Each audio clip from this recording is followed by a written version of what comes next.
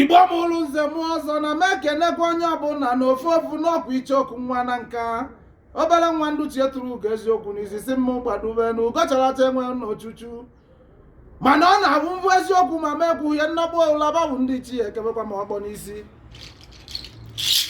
Ụmụ nwaanyị gekwenụ ntị ka m kwuo okwu. Ndị dive nwụrụ anwụ na ba akarigokwe, ụmụ ajadu na ba akarigokwe. Onye ọbụla nụrụ di biko ka ahụ ya na-edo di ya anya. Ụnọ na-anụkwara ive m na-ekwu maka gịnị?